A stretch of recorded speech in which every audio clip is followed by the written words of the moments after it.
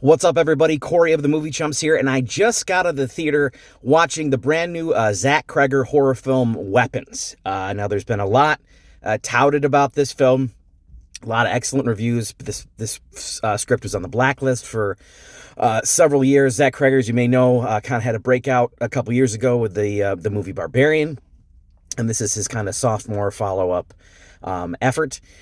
So long story short, basically what happens in this is that at some point at 2:17 in the morning in this small town, 17 children, all in this one person's class played by, her name is Justine, played by Julia Garner.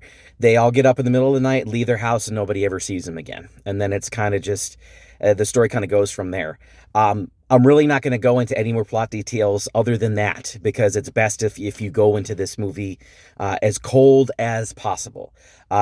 What I can tell you is that the movie is done from a couple different people's perspectives, specifically Justine, and then there's also Archer, who that character is played by Josh Brolin, who's one of the parents, another person named Paul, who's played by Alden Ehrenreich, who is a cop in this situation, and then there's a couple others that come into play here.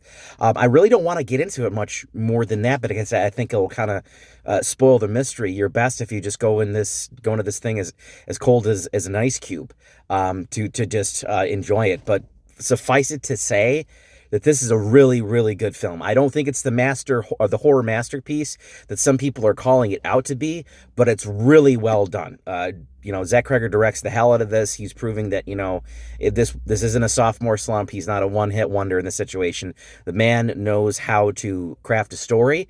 He knows how to let the camera tell the story. There's not a lot of editing here. There's a lot of pan movements. There's a lot of tracking shots, things like that.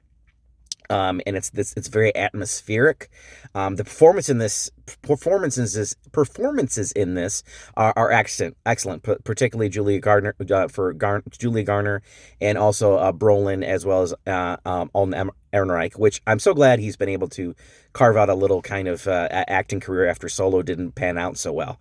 But overall, some incredible scares. Some that just made me jump. It's just very chilling. So what causes all this and everything, I did not see coming.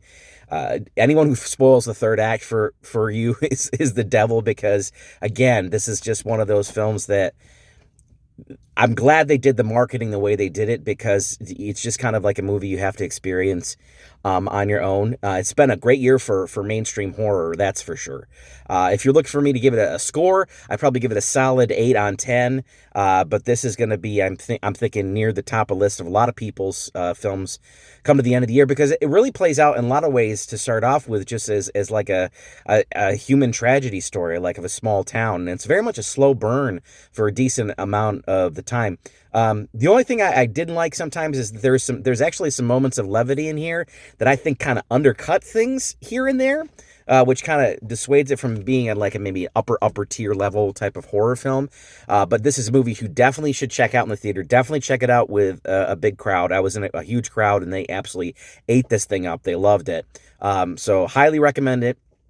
With this movie, with 28 Years Later, with Sinners, we're living large this year when it comes to mainstream horror, and this is just another example of that.